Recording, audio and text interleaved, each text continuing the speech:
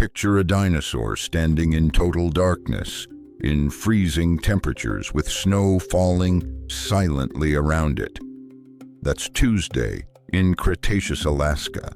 Popular imagination painted dinosaurs as purely creatures of jungles and deserts.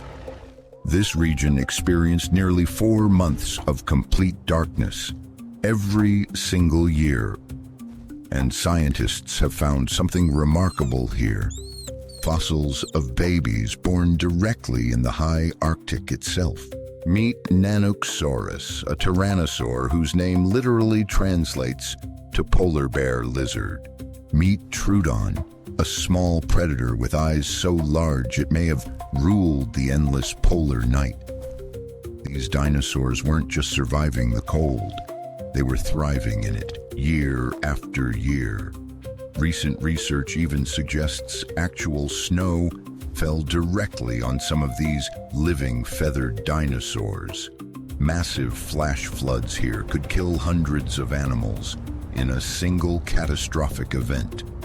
This challenges everything we thought we knew about dinosaurs as purely tropical creatures. This is the strange frozen chapter of dinosaur history almost nobody talks about. This was Cretaceous Alaska, a world of ice, darkness, and dinosaurs that never needed the sun at all. Subscribe to this channel. It means everything to us. Now, let's begin. Picture a dinosaur standing in total darkness,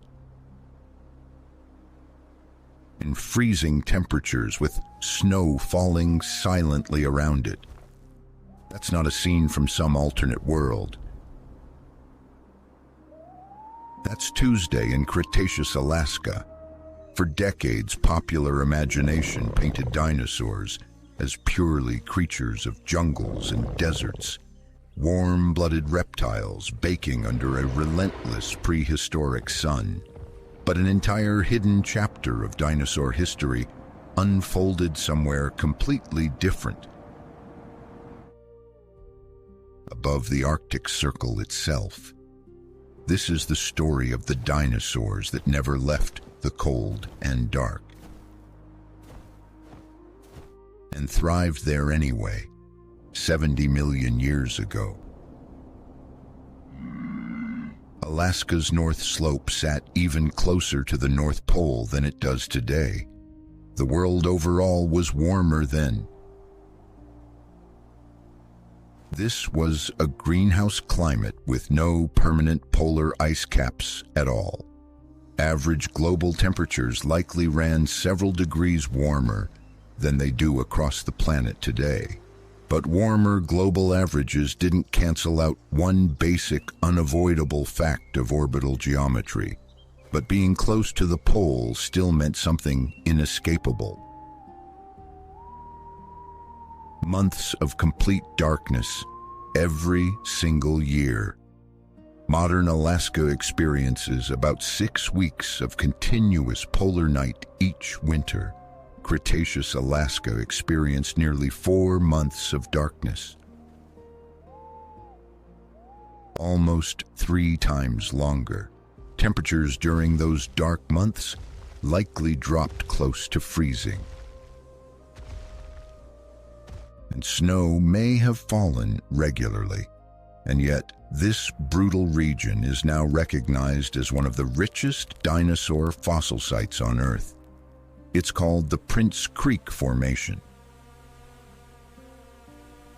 And it has fundamentally rewritten what we thought we knew about dinosaurs for a long time. Scientists assumed these Arctic fossils simply proved dinosaurs could migrate, escaping south for winter. That would have made the story a lot less strange. But the evidence tells a very different tale. Researchers have discovered something remarkable in these Arctic rock layers. Fossils of newly hatched and even unhatched baby dinosaurs. These aren't animals that arrived after migrating hundreds of miles from somewhere warmer. These are dinosaurs that were born right here in the high Arctic itself. That single discovery changes everything about how we imagine these animals living. It means entire dinosaur populations stayed in this harsh, dark region year-round. Nesting, hatching, and raising their young directly in the polar cold. So who exactly were these Arctic dinosaurs? Meet Pachyrhinosaurus, a horned dinosaur related to Triceratops, instantly recognizable by a broad, thickened boss of bone across its snout. Herds of Pachyrhinosaurus roamed these Arctic floodplains in large numbers. Based on the sheer density of fossils found together, one single bone bed alone contains the remains of hundreds of individuals, jumbled together after some ancient catastrophic flood. Meet Nanuqsaurus, a tyrannosaur relative whose very name literally translates to polar bear lizard, compared to its massive southern cousin. Tyrannosaurus rex, Nanuqsaurus was noticeably smaller. Some scientists believe this smaller body size wasn't a coincidence at all. It may have been a direct adaptation to a harsher, food-scarce polar environment. A smaller body requires less food to survive. A real advantage when winter strips a landscape bare for months at a time. Meet Troodon, a small, feathered, remarkably intelligent theropod dinosaur, closely related to modern birds. Troodon is rare almost everywhere else it's ever been found on Earth. But here, in ancient Arctic Alaska,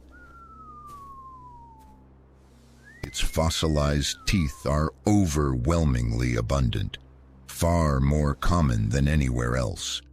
Scientists believe Troodon's unusually large eyes may hold the answer to this mystery. Larger eyes gather more available light, a serious advantage during 4 straight months of near total darkness every single year, while most predators struggled through the endless polar night. Troodon may have thrived precisely because of it. This is a genuine myth correction worth sitting with for a moment. We tend to picture predators as universally suited to daylight hunting, but in the Arctic winter,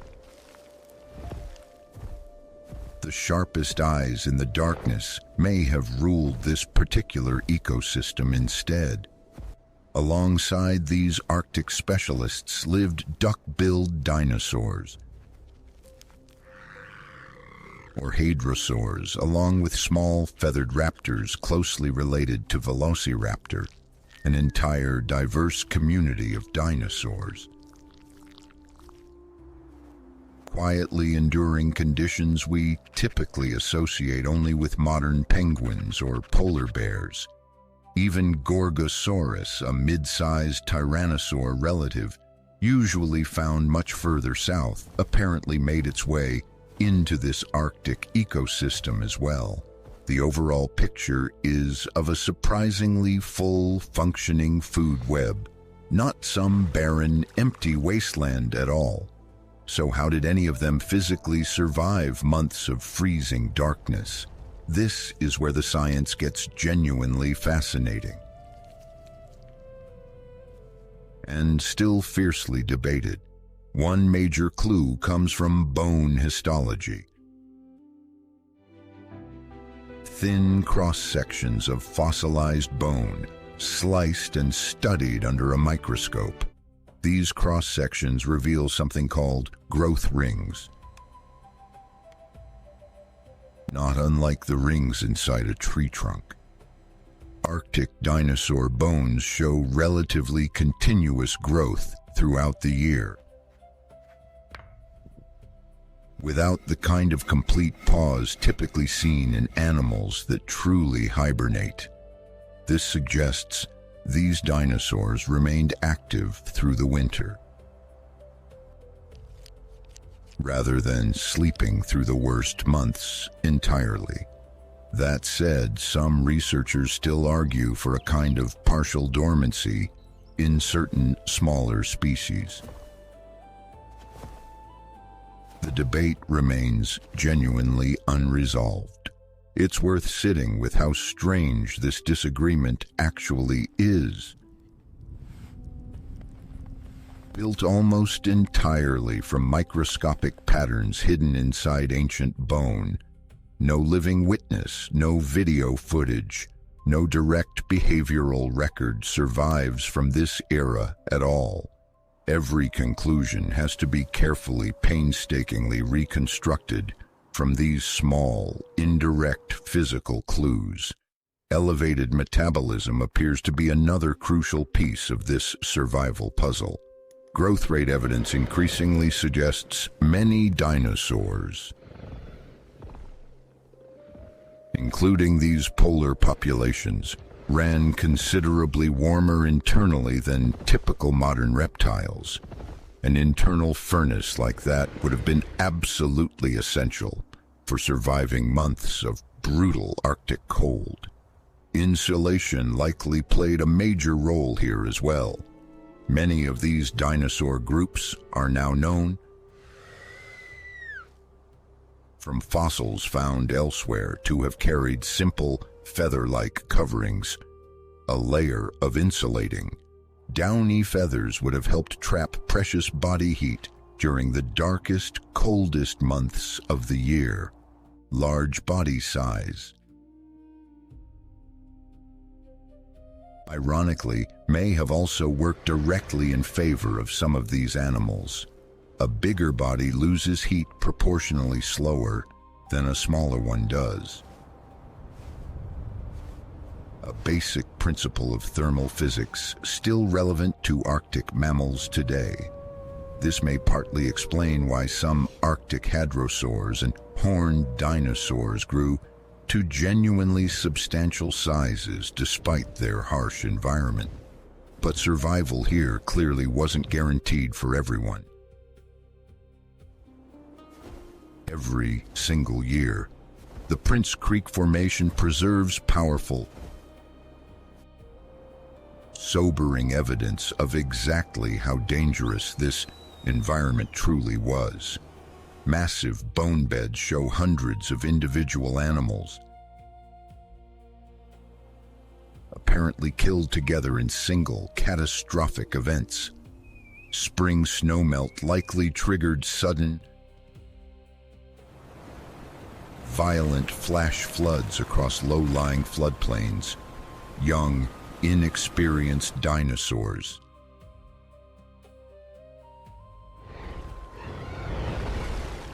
especially recently hatched juveniles, would have been especially vulnerable to being swept away. This single environment could be simultaneously nurturing and viciously, unforgivingly lethal, despite the very real dangers. An entire complex ecosystem clearly flourished here for millions of years. Plants had to adapt to that same extreme environment as well. Deciduous trees dropped their leaves before the darkness fully set in, conserving precious energy through the long polar winter. Herbivorous dinosaurs likely relied on tougher, low-growing vegetation, roots, and stored plant matter to make it through the leanest months. It was an entire, finely balanced food web, precisely adapted to one of the most extreme environments dinosaurs ever successfully colonized. This challenges a deeply ingrained assumption Most of us grew up caring about dinosaurs as a group. We tend to picture them almost exclusively as tropical, sun-drenched, distinctly warm climate creatures. But dinosaurs successfully colonized nearly every environment available on planet Earth. All the way from the equator to the poles themselves. Similar polar dinosaur communities have since been discovered far south as well, on the opposite end of the planet, in what is now Australia. That means both poles of the Cretaceous Earth were home to genuinely thriving dinosaur populations at the very same time. That kind of adaptability suggests something important. These were not simple, sluggish, one-dimensional animals. They were remarkably flexible, resilient creatures capable of thriving across an enormous range of dramatically different climates. The discovery of the Prince Creek Formation didn't happen quickly, or all at once either. The very first Arctic dinosaur bones were actually discovered back in 1961 by an oil company survey geologist named Robert Liscomb. Liscomb collected the strange bones during remote fieldwork along a riverbank, uncertain exactly what he'd found. Tragically, he was killed in a landslide before he ever learned the true significance of his own discovery. For years afterward,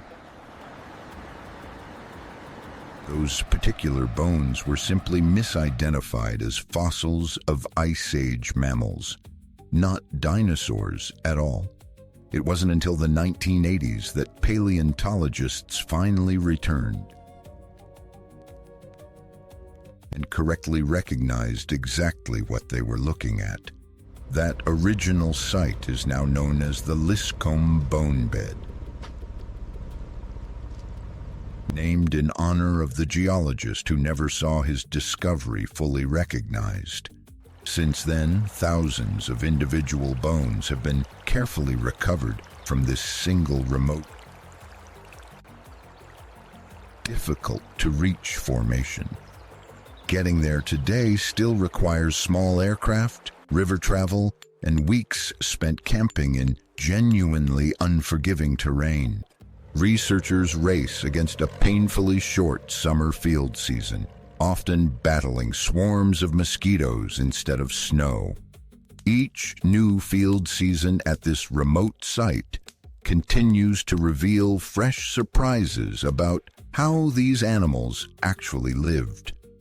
Recent research has even suggested that snow itself may have directly fallen on some of these living dinosaurs, not just cold rain or seasonal frost. Actual accumulating snow blanketing an active dinosaur ecosystem. It's a genuinely strange, almost dreamlike image to sit with. Feathered dinosaurs quietly moving through falling snow, and yet the fossil evidence increasingly powerfully supports exactly that scenario. This research carries real implications well beyond just Arctic Alaska itself. If dinosaurs could successfully survive extended months of cold and total darkness, their biology must have been considerably more sophisticated than long assumed. Warm-blooded or near-warm-blooded metabolism, insulating feathers, genuinely adaptable behavior. All of it increasingly points toward creatures far more dynamic than old, sluggish stereotypes ever allowed. This picture of dinosaurs fits far better with modern birds, Their closest living relatives than with cold, sluggish reptiles at all.